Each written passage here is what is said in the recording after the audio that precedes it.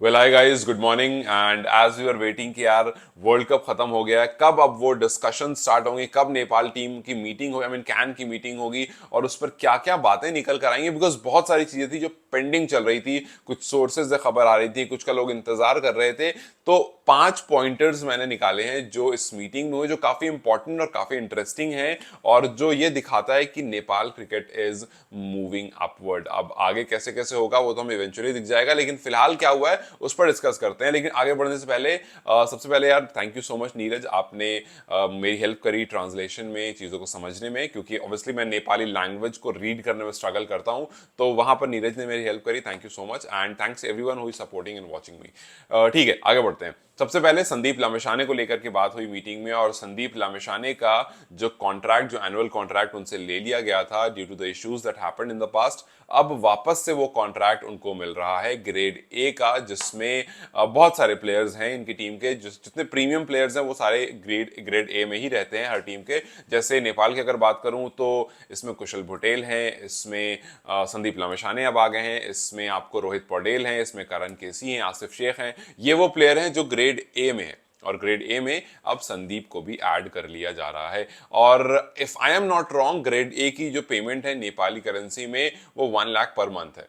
And अगर इसमें कुछ मिस्टेक हो डू लेट मी नो, ठीक है। सो सेकंड पॉइंट ये है कि आदिल आलम को वापस लाने की बात हो रही है। So obviously first one is a good news कि भाई संदीप को वापस से ग्रेड ए कॉन्ट्रैक्ट मिल रहा है, एनुअल कॉन्ट्रैक्ट मिल रहा है। अब second point is another good news कि आपको आदिल आलम, जिनके बारे में बहुत टाइम से बात चल रही थी कि यार वो मैच फिक्सिंग वाला जो इशू था, क्या हुआ, रिजॉल्व हुआ, हाँ मतलब कोर्ट ने तो क्लीन चिट दे दी, उनको सफाई मिल गई, लेकिन आगे क्या। सो आगे अब ये है कि Adil is ready, Adil is practising. Nepal ने उनसे कहा भी है कैन ने कि भैया प्रैक्टिस करते रहो आप, and the moment things get better will add you in the team. और कैन ने भी कहा है कि एक आध हफ्ते में वो वापस से टीम में एड ऑन हो जाएंगे, इसकी 100% पॉसिबिलिटीज है। एंड वी एक्सपेक्टिंग कि बहुत जल्दी ऐड हो गए, इस चीज की ऑफिशियल इंफॉर्मेशन आ जाए कि Adil Alam is back in the team, ये एग्जैक्टली लिख करके आ जाए।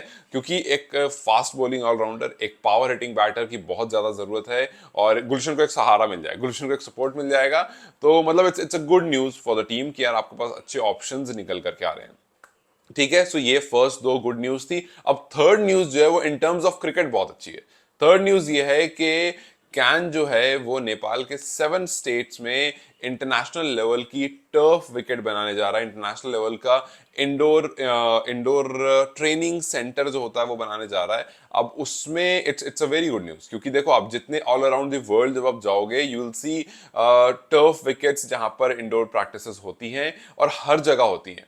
जितनी भी कंट्रीज हैं, जितनी भी अच्छी कंट्रीज हैं, जितनी भी अच्छे लेवल की कंट्रीज हैं जहां क्रिकेट खेली जाती है, जहां इंडोर प्रैक्टिस कैंप वो बने हुए हैं, सेंटर्स बने हुए हैं, उन हर जगह पर आप टर्फ विकेट पाओगे। और अब नेपाल के 7 स्टेट में टर्फ विकेट बनाने की बात हो रही है। ये जो ग्रोइंग प्लेयर्स है ना उनके लिए बहुत हेल्पफुल होगा। हालांकि जो अभी करंटली खेल रहे हैं उनके लिए भी उतना ही बेनिफिशियल होगा, और वो भी अपने नियर बाय में जाकर के प्रैक्टिस करते रहेंगे।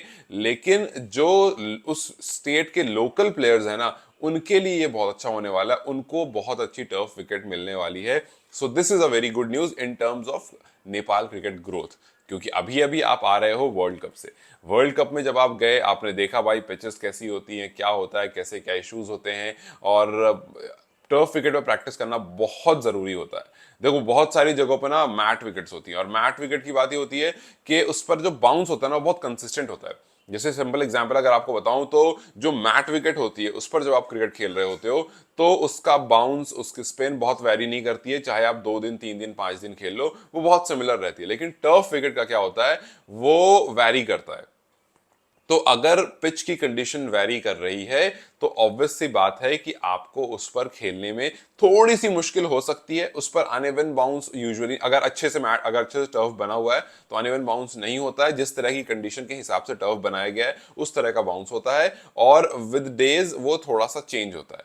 तो जब वो ऐसा थोड़ा सा वेरिएंट दिखाएगा तो आपको प्रैक्टिस करने में इंप्रूवमेंट होगी। बिकॉज अगर आप मैट पर करते रहोगे, अगर आप लोगों ने मैट पर प्रैक्टिस करी होगी तो उस पर वो बहुत सिमिलर सी कंडीशन होती है, बस नॉर्मल ग्राउंड होता है, उस पर मैटिंग कर दी जाती है और उस पर आप क्रिकेट खेलते हो। So turf is always a better option, और आपको वो बेटर ऑप्शन 7 स्टेट में मिलने वाला है। It is again a very good news. ठीक है, एनपीएल के बारे में आते हैं। एनपीएल के बारे में हालांकि कैन ने ऑफिशियली डेट अनाउंस नहीं करी है, बट नवंबर दिसंबर सबको रिलायबल सोर्सेज से बात पता चल चुकी है कि जी नवंबर दिसंबर में होने वाला है, which is a good news कि भाई कैन ने ये बोल दिया कि हाँ जी हम इसके बारे में we are very positive about it. But ठीक है, डेट्स अभी नहीं आई हैं तो fine, not a problem, but a lot of people are waiting कि भाई एनपीएल कैसा होगा, किस तरह से इसको ऑर्गेनाइज किया जाएगा, पहले जो इश्यूज आए थे जिस वजह से बंद कर दिया गया था उस पर कितना ध्यान दिया जाएगा, जो कमेटी बनाई गई है क्योंकि मैच फिक्सिंग वगैरह वाले इश्यूज हुए थे उसको लेकर के किस तरह से होगा। तो ऑब्वियसली बहुत सारे क्वेश्चंस लोगों के दिमाग में है, but I am very sure कि कैन उन सारे क्वेश्चंस के आंसर के साथ रेडी होगा।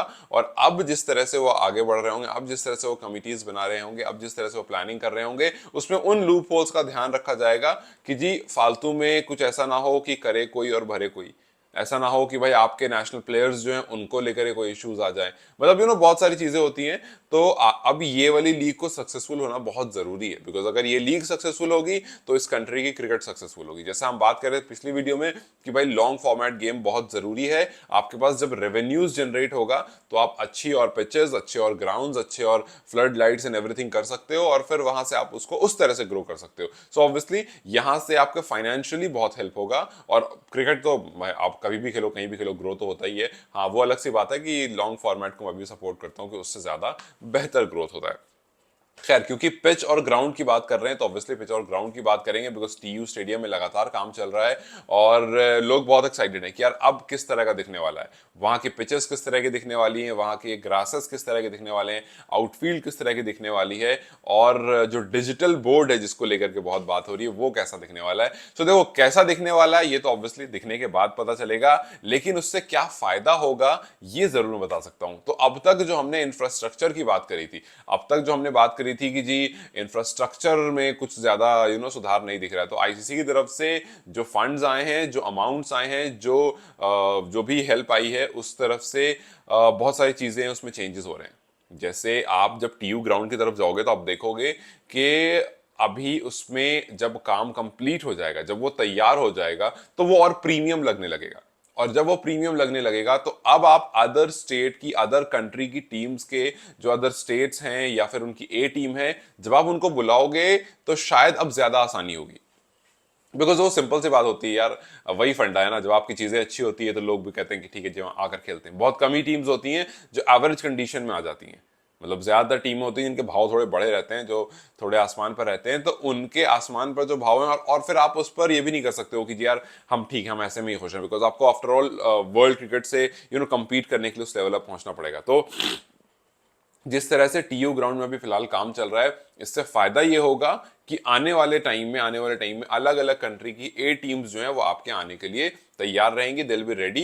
बिकॉज आज देखो ना, आज जिम्बाब्वे की कंडीशंस ज्यादा अच्छी हैं, जिम्बाब्वे के पास कंपैरेटिवली वो अमाउंट है कि वो होस्ट कर सकते हैं ऐसी सीरीज को, उनके पास ग्राउंड्स और flood lights and scoring system, ये सब। हाँ, आई नो कि जिम्बाब्वे जो है वो बहुत पुरानी टीम है, बहुत टाइम से क्रिकेट खेल रही है, और उनका लेवल यहां था और गिर गया है लेवल। एक टाइम पर वो वर्ल्ड कप में बड़ी टीम्स को compete करती थी, आज वो क्वालिफाई भी नहीं कर पा रही है। सो आई नो कि उनका वो डी ग्रेड जरूर हुए हैं, लेकिन यहां से we won't look at other teams, will look at Nepal, क्योंकि we are looking upwards, we are going upwards, in fact we are looking towards greatness, की यहां से चीजें कैसी बेहतर होती हैं। तो ये कुछ मेन इंपॉर्टेंट पॉइंट्स थे, जिसमें संदीप के बारे में बात थी, आदिल के बारे में बात थी, 7 स्टेट्स में जो टर्फ विकेट बन रही है उसके बारे में बात थी, एनपीएल को लेकर के कैन इज वेरी पॉजिटिव उसके बारे में बात थी, और फिर लास्ट जो थी वो पिच, डिजिटल बोर्ड्स और फॉरेन कंट्रीज जो आएंगी उसकी एक्सपेक्टेशन को लेकर के बात थी। सो ये पूरा समराइज हुआ था जिस तरह से ये मीटिंग गई है।